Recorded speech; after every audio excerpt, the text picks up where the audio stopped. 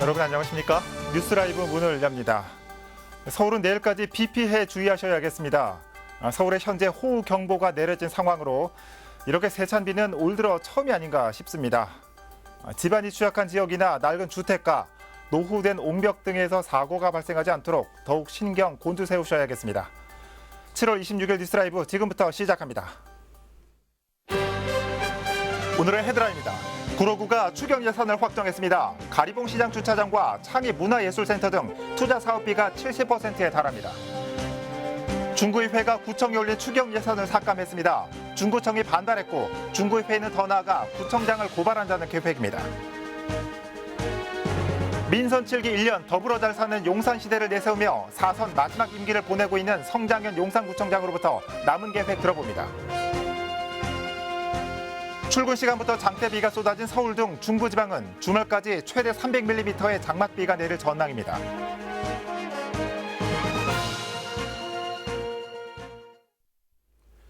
중앙정부의 추경 예산 처리는 국회에서 공전하고 있지만 지자체 추경은 속속 확정되고 있습니다. 구로구도 445억 원 규모의 추경 예산을 확정했습니다. 경기 부양이라는 목표가 있는 만큼 예년과 달리 투자 사업비가 많은 비중을 차지했습니다. 엄정규 기자입니다. 지난 24일 구의회 본회의를 통과한 구로구 제2회 추가 경정 예산은 총 445억 7,200만 원. 올해 본 예산 6,641억 원 대비 6.7% 증가한 규모입니다. 이번 추경 예산에서 눈에 띄는 건 신규 투자 사업비 비율이 대폭 높아진 겁니다.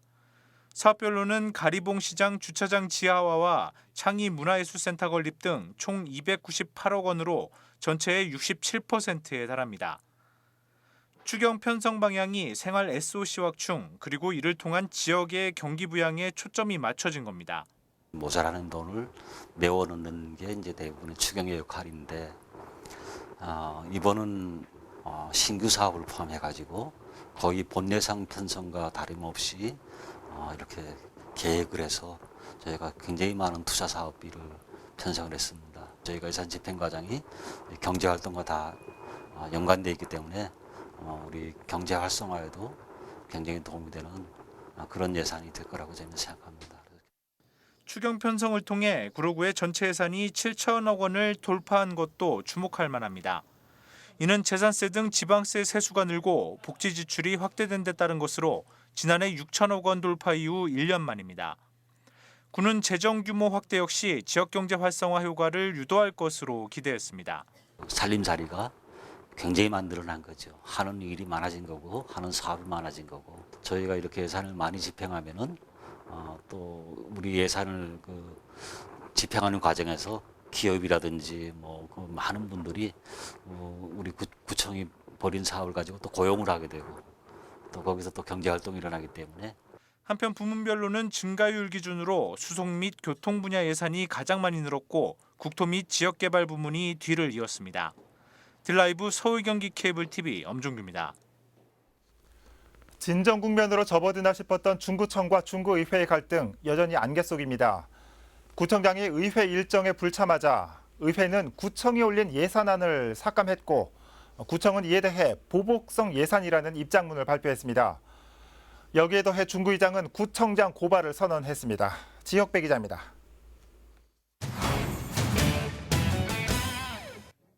중구의회가 추가 경정 예산안 심사를 위해 연 임시회. 구청이 필요하다고 올린 445억 원 가운데 118억 원을 삭감한 예산을 확정지었습니다. 임시회는 의회 파행으로 반년 동안 미뤄진 업무 보고와 조례, 예산안 심사를 13일이라는 짧은 기간에 끝내야 하는 상황. 예산안 확정을 위해 단 하루 열리는 예산결산위원회에 예산의 필요성을 설명할 관계 공무원들이 또다시 불참하면서 파행까지 논의되다 우여곡절 끝에 마쳤습니다.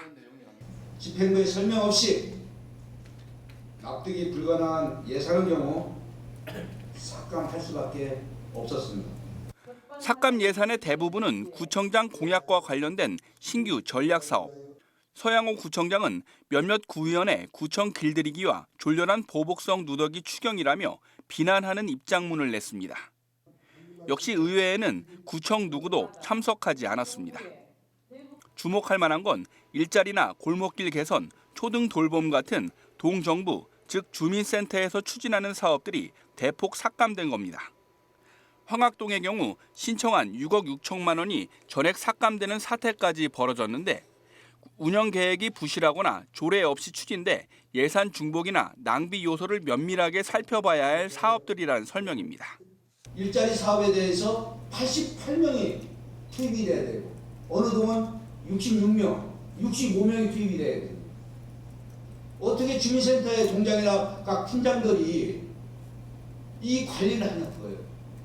조영훈 의장은 중구청이 추경 예산안 삭감을 이유로 본회의까지 참석하지 않자 관계 공무원 출석을 구청장이 방해하고 있다며 그동안 만지작거리던 구청장과 불출석 공무원 고소, 고발 카드를 공개적으로 꺼내들었습니다.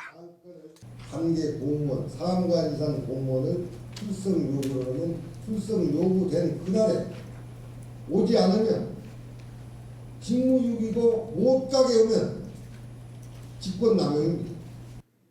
서 구청장은 지난달 조영훈 의장과 의원 1명을 인사청탁 등의 혐의로 경찰에 고발했습니다. 추경 예산안 심사로 진정세를 보이는 듯하던 양측의 대립이 전면전으로 확산되는 모양새입니다. 딜라이브 서울 경기 케이블 TV 지역배입니다.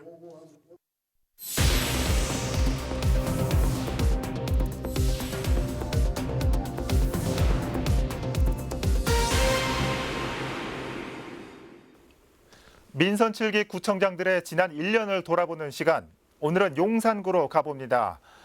성장현 구청장은 용산구 최초의 4선 구청장입니다. 이번 임기가 마지막인 만큼 각오 또한 남다른 한 해였을 것 같은데요. 성장현 용산구청장 연결해서 얘기 나눠보겠습니다. 구청장님 안녕하십니까? 안녕하십니까, 성장현입니다. 네, 반갑습니다. 지난해 7월 취임식에서 더불어 잘 사는 용산시대를 완성하겠다라고 말씀하셨습니다. 현재 이 목표는 얼마나 네. 이뤘다고 보시는지요? 제가 민선 7기에 출마하면서 6개 분야 77개 공약을 사업을 하겠다 이렇게 발표를 했는데요. 예. 모든 사업들이 이제 첫 삽을 뜨고 그래서 계획적으로 지금 잘 진행이 되고 있고요. 이미 또 사업이 완성된 그런 것도 있고 그렇습니다. 합해서 추진률은 100%다 이렇게 말씀드릴 수가 있겠습니다. 예. 자, 100%다라고 자신감 있게 말씀해 주셨는데 올해를 장애인 복지의 원년이다라고 선포하신 바 있습니다.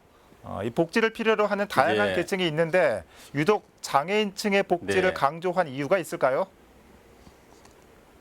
그렇습니다. 그동안에 그 저출산 문제로 아이들을 낳고 키우고 또 가르치고 또 어르신들이 점점 많이 늘어나다 보니까 어르신 복지 이런 쪽에다 많이 치중을 하다가 보니까 예. 상대적으로 우리 장애인 복지가 뒤처졌습니다.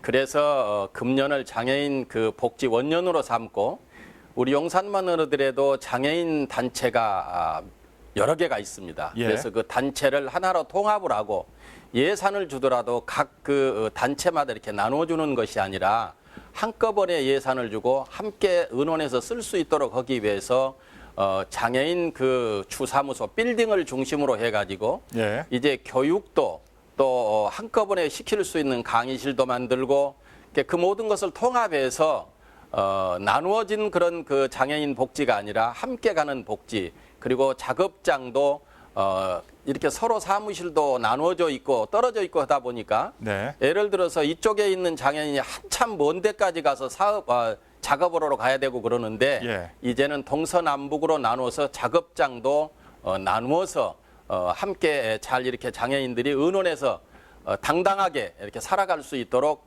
용산구가 최대한 뒷바라지를 하고 그분들에게 그런 자리를 만들겠다 해서 그런 말씀을 드렸습니다. 네. 자, 이 복지 얘기를 좀 더 해볼까요? 용산구의 복지 사업하면 예. 대표적으로 이 치매 안심 마을을 빼놓을 수가 없습니다. 그동안의 추진 성과가 궁금합니다. 예, 그렇습니다.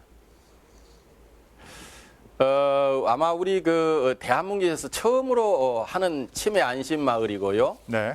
물론 가칭이긴 합니다만은 그리고 또 대통령께서도 치매는 국가가 전담을 하겠다 이렇게 말씀하셔서 구민들이라든가 우리 국민들이 기대가 매우 클 건데요. 예. 계획대로 잘 진행이 되고 있습니다. 우리가 기존에 가지고 있는 부지에다가 좀 부지가 모자라서 옆에 있는 부지까지 다 매입을 완료했고요. 네.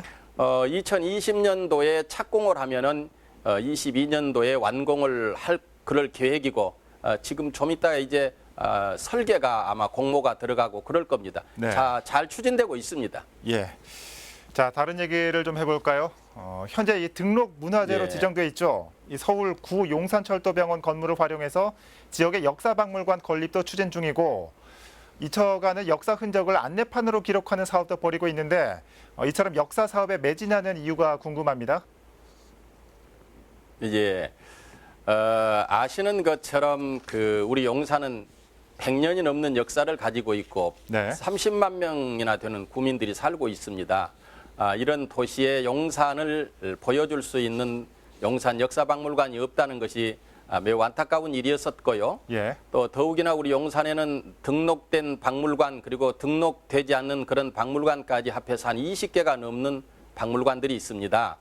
그래서 지금 말씀 주신 것처럼 구 철도병원 그 문화재 건물을 기증받아서 네. 우리 용산 역사박물관을 만들고 또 문화관광부에 정부에다가 건의를 해서 용산을 박물관 특구로 그렇게 등록을 해서 외국에서 우리 한국을 찾아오는 박물관만 관람하기 위해서 오는 그런 분들에게 그 투어도 할 수 있도록 해설사를 붙이고 해서 어차피 그것이 국가 경쟁력이 될 거니까요. 예. 그렇게 하겠다는 이야기로 잘 진행이 되고 있고요.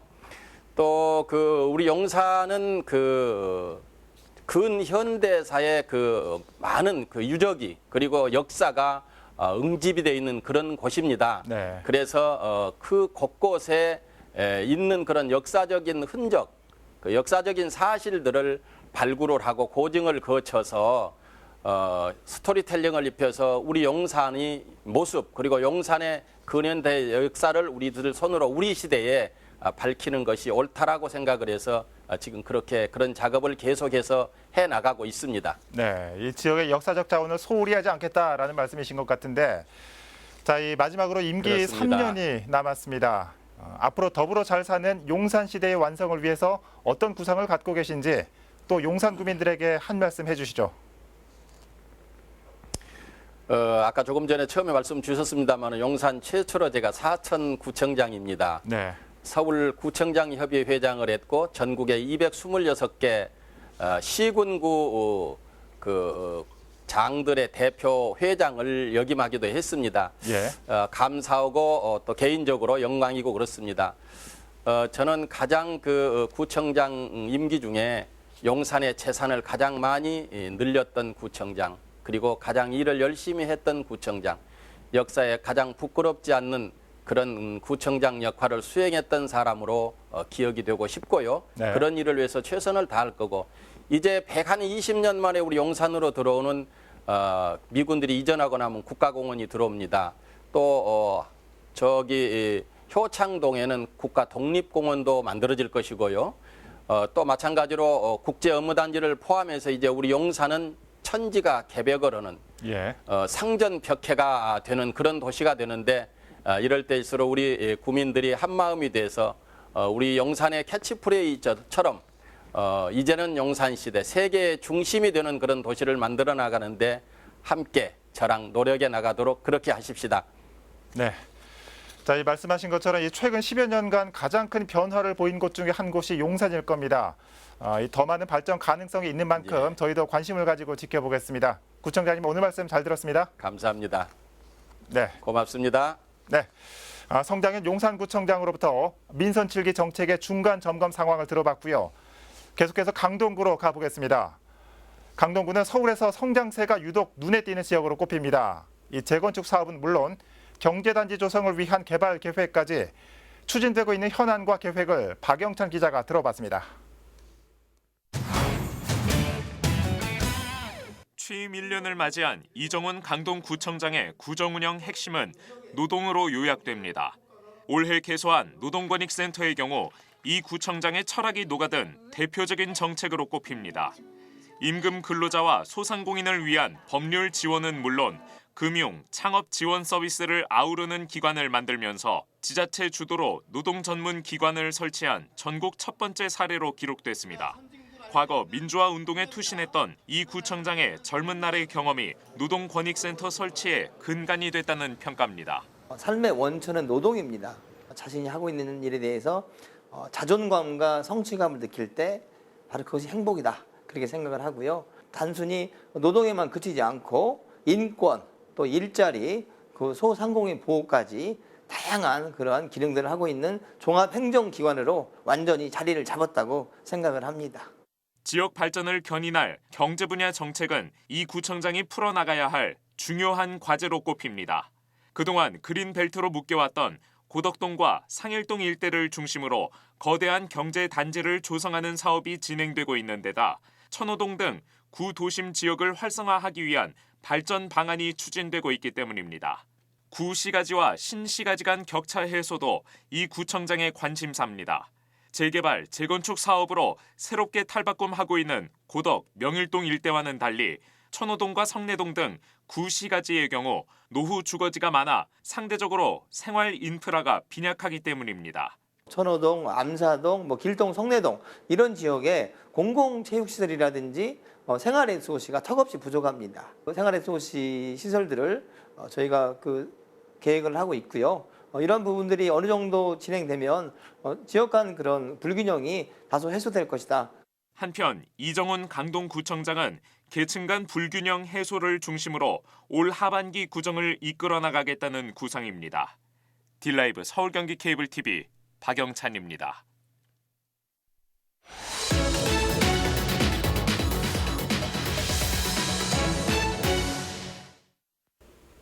오랜 시간 방치됐던 노원구 공릉동 옛 북부지방법원이 서울 시민의 생활사를 담은 근현대 박물관으로 재탄생했습니다. 오는 9월 정식 개관을 앞두고 오늘부터 임시 개관에 들어갔습니다. 어떤 모습일까요? 현장에 나가 있는 취재기자 연결해서 살펴보겠습니다. 박선아 기자.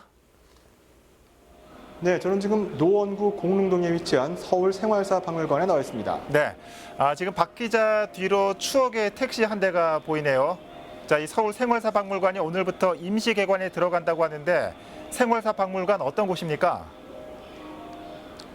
네, 서울 생활사 박물관은 한국 전쟁 직후 서울 시민이 어떻게 살아왔는지 서울 시민의 일상을 담은 공간입니다. 예. 보릿고개 혹은 베이비 부머 세대라는 말을 한 번쯤은 들어보셨을 텐데요. 서울 생활사 박물관에서는 그 시절 현대 유물을 감상할 수 있습니다. 예.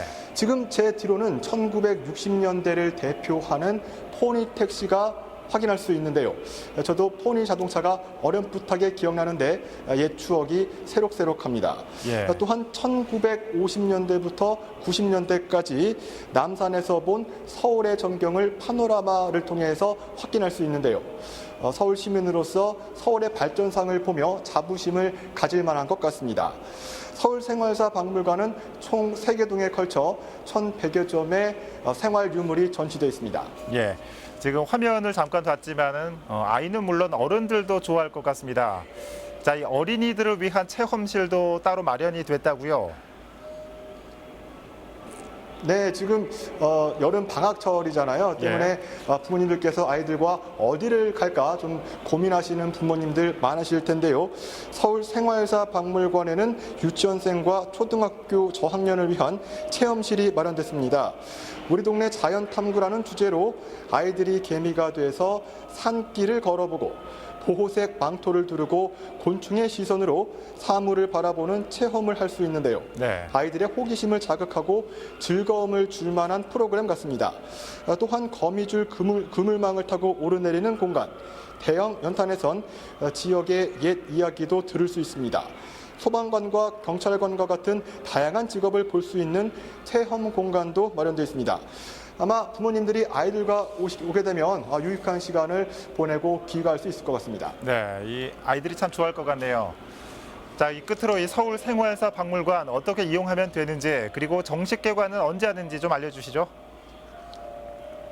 네, 서울 생활사 박물관은 임시 개관 중 매주 화요일에서 일요일까지 오전 10시에서 10시부터 오후 5시까지 문을 열고 있습니다. 예. 입장료는 없는데요. 단체 관람을 예약하면 해설사의 전시 설명도 들을 수 있습니다. 위치는 그 노원구 공릉동 옛 북부 지방 법원 자리며 7호선 태릉 입구역에서 걸어서 5분 거리에 위치하고 있습니다. 네.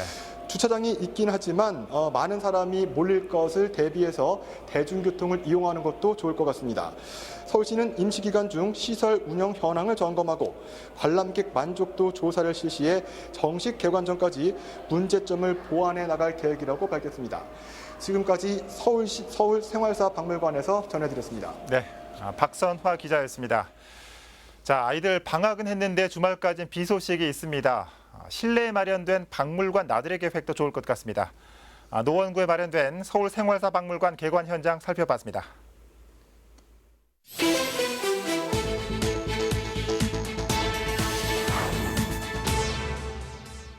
어제 낮 1시쯤 내부순환로 성산대교 방향 사청교 인근에서 1톤 화물차가 앞서가던 4.5톤 화물차를 들이받는 사고가 났습니다. 이 사고로 1톤 화물차 운전자 56살 민모 씨가 다리를 다쳐 병원으로 이송됐습니다. 경찰은 민 씨가 졸음운전을 하다 사고를 낸 것으로 보고 정확한 사고 경위를 조사하고 있습니다. 어제 오전 10시 50분쯤 구로구의 한 초등학교에서 과학실험용 유해 화학물질이 유출돼 학교 안에 있던 사람들이 대피하는 소동이 벌어졌습니다.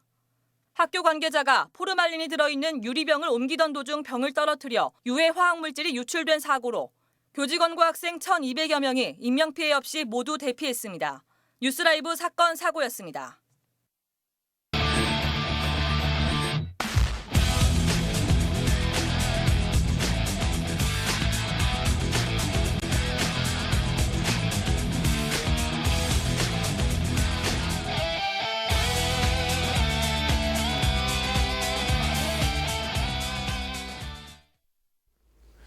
올해 서울시 건축상 대상으로 마포에 있는 문화 비축기지가 선정됐다는 소식입니다.